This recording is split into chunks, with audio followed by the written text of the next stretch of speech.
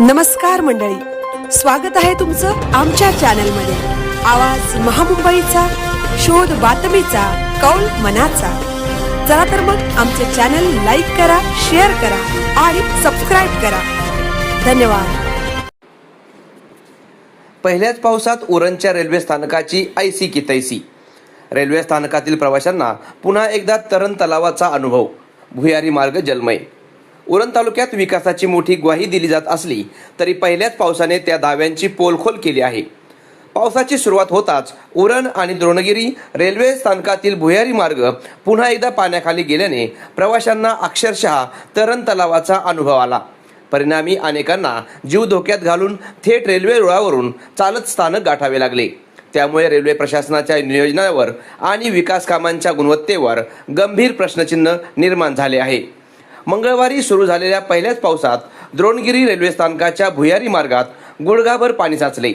त्यामुळे लोकल पकडण्यासाठी आलेल्या प्रवाशांसमोर मोठी अडचण निर्माण झाली। भुयारी मार्गातून जाणे अशक्य असल्याने अनेकांनी थेट रेल्वे रुळावरून चालत स्थानक गाठले। ही बाब अत्यंत धोकादायक असून एखादी दुर्घटना घडली तर त्याची जबाबदार कोण घेणार असा सवाल प्रवाशांकडून उपस्थित केला जात आहे। विशेष म्हणजे हा प्रकार यंदाच प्रथमच घडलेला नाही। गेल्या वर्षीही उरण आणि द्रोणगिरी स्थानकांच्या भुयारी मार्गांमध्ये पाणी साचले होते। त्यानंतरही कायमस्वरूपी उपाययोजना करण्यात रेल्वे प्रशासन अपयशी ठरल्याचे पुन्हा एकदा स्पष्ट झाले आहे। दरवर्षी पावसाळ्यात हीच परिस्थिती उद्भवत असल्याने प्रवाशांमध्ये तीव्र नाराजी व्यक्त होत आहे। हा संपूर्ण परिसर खाडीलगतचा आणि पाणी साचण्याची शक्यता असलेला असल्याने स्थानकाची उभारणी करताना जलनिस्सारण व्यवस्थेचा आणि भौगोलिक परिस्थितीचा पुरेसा अभ्यास झालेला होता का असा सवाल आता उपस्थित केला जात आहे।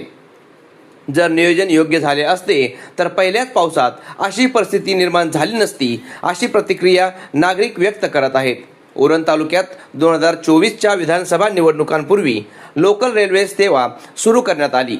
त्यावेळी रेल्वे स्थानकांना दिलेल्या नावावरूनही मोठा वाद निर्माण झाला होता। स्थानकांची नावे बदलण्याची मागणी वारंवार करूनही त्याकडे आजपर्यंत दुर्लक्ष करण्यात आले आहे। आता त्यातच भुयारी मार्गांतील पाणी साचण्याच्या समस्येमुळे प्रवाशांचा संताप आणखी वाढला आहे।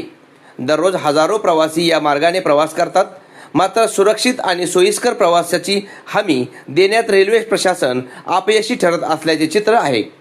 पहिल्याच पावसात भुयारी मार्ग जलमय होणे, प्रवाशांना रुळावरून चालण्याची वेळ येणे आणि प्रशासनाकडून केवळ पावसाला जबाबदार धरणे हे विकासाच्या दाव्यांना छेद देणारे असल्याची भावना नागरिकांमध्ये व्यक्त होत आहे। आता तरी रेल्वे प्रशासनाने तातडीने भुयारी मार्गांतील पाणी साचण्याची समस्या कायमस्वरूपी सोडून प्रवाशांच्या सुरक्षिततेला प्राधान्य द्यावे अशी जोरदार मागणी नागरिक आणि प्रवाशांकडून केली जात आहे। आवाज महामुंबईचा चॅनलसाठी अनंत नारंगीकर, उरण।